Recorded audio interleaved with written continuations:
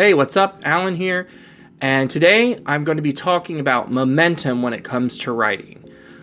So this is something that I've been working on basically since I started writing. And I mean, the earliest stuff that I can remember writing for fun was probably right around the time I was 15. I started this fantasy series called Gorgon. It was very, very, very bad in terms of just writing quality. But that is the first time I can remember spending, hours, usually during the summer, working on this world, drawing creatures and stuff like that. And so obviously, my method used to basically be I would work on my stories in the summer because during the school year, I would be busy with homework and just not wanting to, I guess, spend the time to write. At that point, it was just for fun. So I didn't really have any, desire to spend an hour or two writing after doing homework and whatnot. But as I've gotten older, I've realized the importance of momentum when it comes to writing. And there are, of course, exceptions to this. There are times when it's absolutely necessary to step away from a piece of work, especially if you're about to start editing it. I think it really helps to just step back, like for a couple weeks or a month or whatever.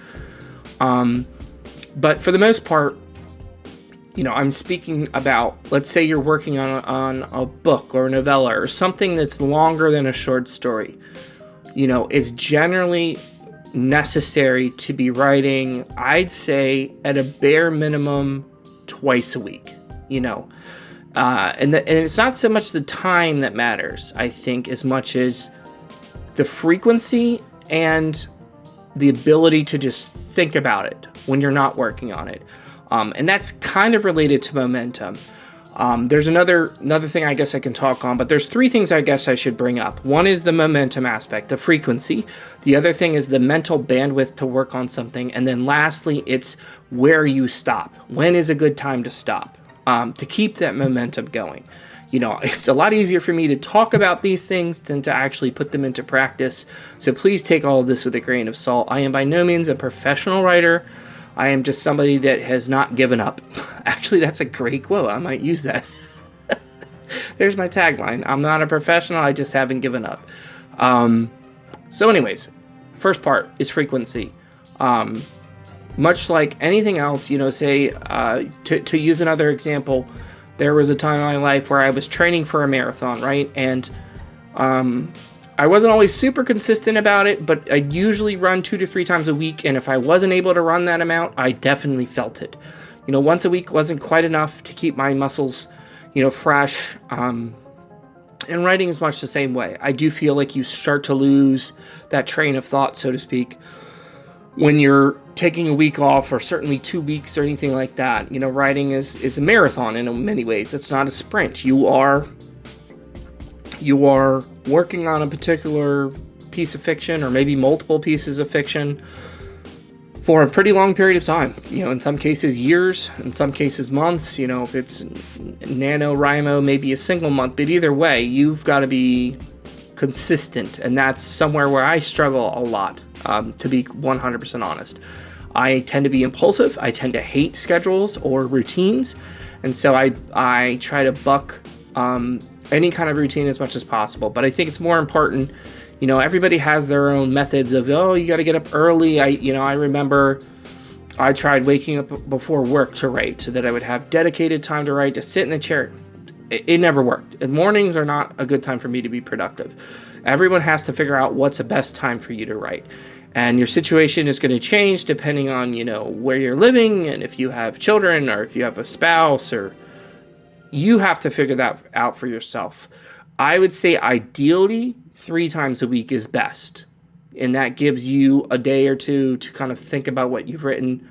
And if you can do more, great. But what I've learned is that with the momentum, it's not as important. I used to, I think I remember the rule was like, you need to write 500 words a day or something. That was kind of the rule I had heard passed around. And so I would wait and I would write to that 500 word mark, and then I'd be like, okay, I'm done. I don't feel like that's a great way to write, because I feel like sometimes I wasn't doing my best work and I was just trying to hit that 500 word mark. There are certainly going to be days where you only get like 100 or 200 words, maybe no words. Maybe one day you're just working on some story details and you start brainstorming, and that kind of takes over the time that you have allotted. The important thing is that you are thinking about it, you're working on it in some form or fashion. And that kind of leads me to my next point, which is the mental bandwidth part of it. And that is, in order to keep the momentum going, at least for me, again, this is all based on my personal experiences, obviously. I am not one of those people that can switch gears quickly.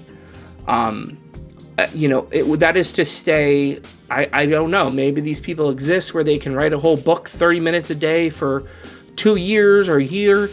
I need more time than that, because I need time to think about the story, to really sit and kind of be in that world. And so if my mind is distracted by a million other things, and I only have that 30 minutes carved out a day to work on writing, and that's the only time I really think about it, I am not going to be able to write during that time, more than likely. This is something that I've come to find out, as I've gotten older and as I've gotten married and as I've had kids, is that there's so many things vying for my attention that I almost need times where I'm just doing nothing to actually allow my brain to reset, to kind of ruminate, to kind of have, obviously, some people have talked about how doing really repetitive menial tasks is a good way to allow your mind to think about a story. I've definitely done that. I can remember there have been some jobs that were repetitive, menial, and boring, where I've, used the time to brainstorm of what I was going to write for the night. But whatever the case, you need the mental bandwidth to be able to hit the ground running when you have that time to physically write, whether that's pen and paper or computer or whatever. And so lastly, I think the last big part of this is, in order to keep the momentum, I think, I forget the exact expression, but it's basically leave a little ink in the well. Meaning, if you're writing a scene and you don't know what the next scene is, or you don't know exactly how the scene's going to end, but you have a rough idea of where it could go, stop there. Stop while you still have a good idea of where it could go next. Because if you finish the scene and you don't have an idea for the next one, it's going to be a lot harder to come up with something. I have definitely found that this works well for me, where I can be thinking about kind of, it's kind of like leaving a couple loose plot threads or something, so that you can start from there when you get it right the next time. So those are the three things I would say that are pretty critical for keeping momentum. One is the frequency, obviously. That would be what most people would assume. 2 is the mental bandwidth, which is maybe not the most obvious, but you need time to think about the story even when you're not working on it, okay? And then lastly, you need to write in such a way that you can pick it up quickly after you've pick it up quickly when you come back to it. There was a time in my life long time ago, before I had kids, when I was able to write for 2 or 3 hours, a day if I wanted to. And I would sometimes, and that would give me time to, I've got 30 minutes to think about this, and then I'll start writing, and then I'll have a couple minutes after, 30 minutes after I finish writing to think about the next thing. And most of us don't have that amount of time anymore. As you get older, you have less time, and you have to make more conscious decisions about what to do with your time. So, hopefully these tips are helpful. And as always, if you have different experiences or different ideas or strategies, please feel free to share them. Again, I'm Alan. I'll see you around. I'll have some more videos about Reckoning of the God and other things soon. But thank you for tuning in. I hope you're having a great week. Take care.